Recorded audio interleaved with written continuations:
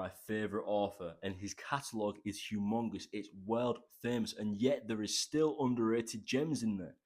Doomickey, one of the all-time greatest books by Stephen King in terms of atmosphere.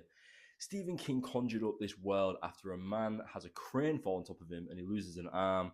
And this man has some money so he can almost retire and take himself to a secluded area after his kids have already grown up.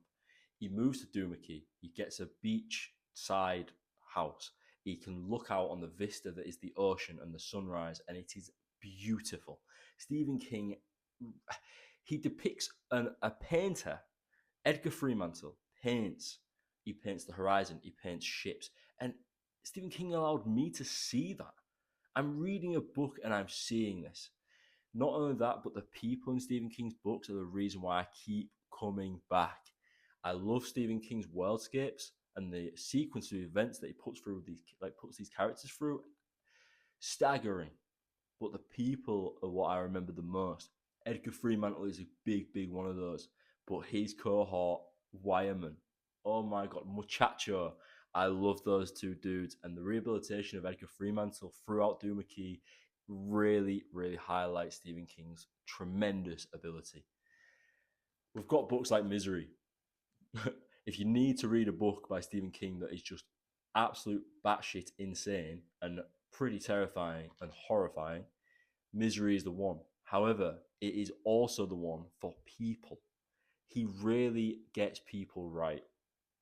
Apt Pupil, I've just read that. Terrific book, but I was 50-60% the way through that book, and I felt like, why the hell is this book so brutal and grotesque? What is the purpose here? But Stephen King finds a way to make it all purposeful, and by the end of the book, I felt bad for the people. Again, people. Stephen King does it right. Under the Dome, one of my all-time favourite books by Stephen King. I love A Small Town. I've said it before. If you've got any recommendations of Small Town, give me them. But Under the Dome is terrific because of the people and what they have to endure during that whole saga. I love that book. I wish I could reread it. I wish I could reread Doomickey. And we've got books like 11/22/63, which are humongous. But The Mist, a short story, The Mist is also, I can't eloquently put it, but it is fucking mint. It is so good. I absolutely love that. The atmosphere, yet again, by Stephen King, but the people in such a short amount of time. I need more. Stephen King, there's a reason why he's my favourite author, and I will always come back to his works. I need to read more by Stephen King, and I wish I could go back to Doomickey. Atmospheric, eerie, and haunting. Terrific. Right. I'll see you later.